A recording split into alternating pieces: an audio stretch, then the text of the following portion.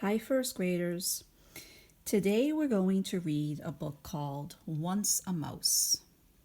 And this book is retold and illustrated by Marcia Brown. Once a Mouse is a fable, and a fable is a kind of folktale that has animals and it also teaches us a lesson. This book was first told in ancient India, which means it was first told in India many, many years ago. And as I'm reading this book to you today, think about what is the lesson in this book? What lesson does it teach us? Once a mouse.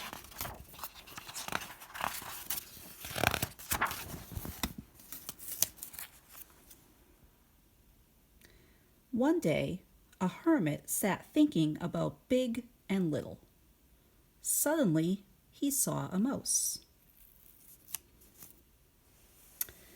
So a hermit is someone who lives alone, away from other people, so that they can think.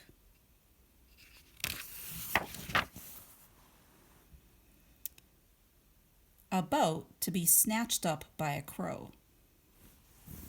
He hurried to help the poor little animal, and tearing him from the crow's greedy beak, he carried him off to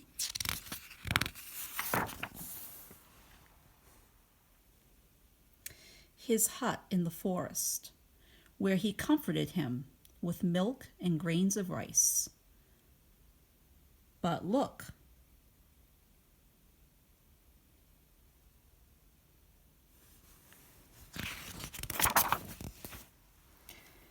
a cat came to the hut with whiskers, straight and tail held high.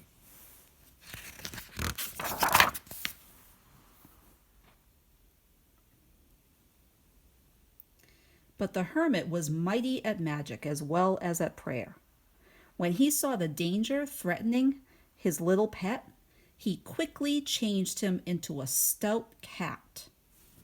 But that night a dog barked in the forest. Poor puss ran to hide under the bed. The hermit wasted no time in thinking about how big, or so big, and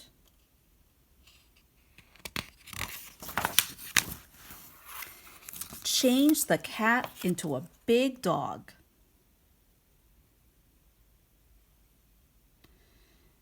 Not long after that, a hungry tiger was prowling in the forest and leaped on the dog. Fortunately, the hermit was nearby, and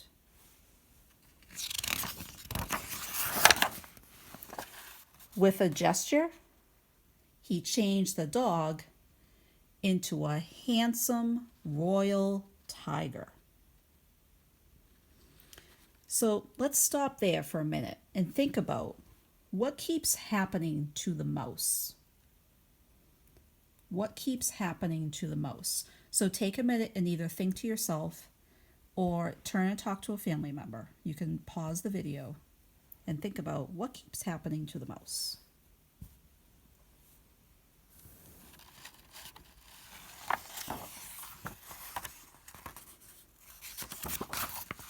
Okay, so let's come back together. So the mouse keeps changing into bigger animals. First it was turned into a cat, and then a dog.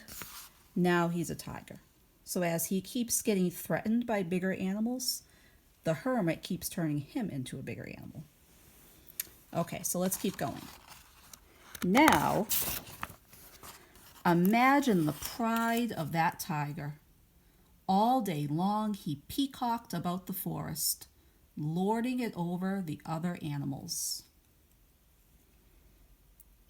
So what do you think about how the tiger is acting? What do you think about that? You can pause the video and think about it or share it with a family member. What do you think about how the tiger is acting?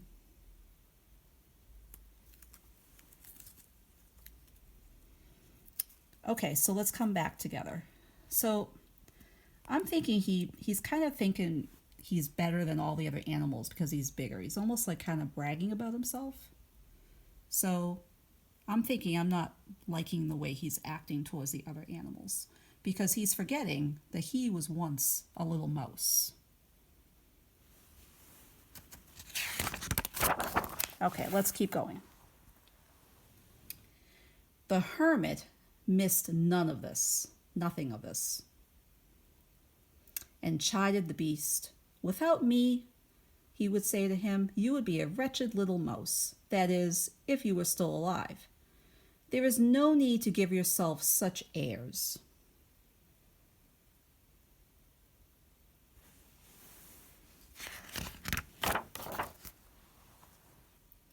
The tiger felt offended and humiliated.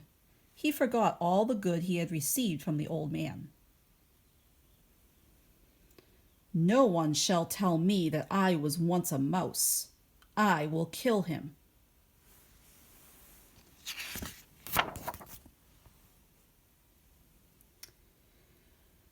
But the hermit read the tiger's mind. You are ungrateful. Go back to the forest and be a mouse again. So the proud and handsome tiger turned back into a frightened, humble little mouse.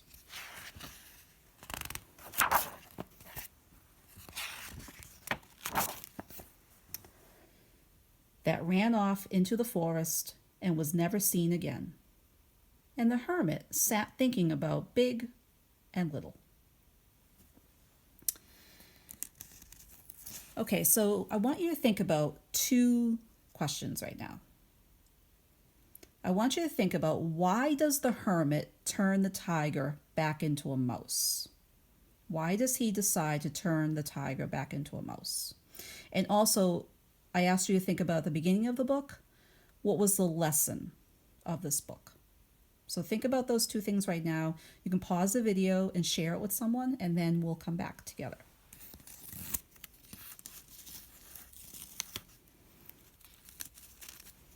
Okay, so let's come back together. So the hermit turns the tiger back into a mouse because the tiger is not thankful or grateful for the hermit saving him. He was, kind of bragging about himself in the forest. He wasn't being thankful and grateful. So that's why the hermit turned him back into a mouse.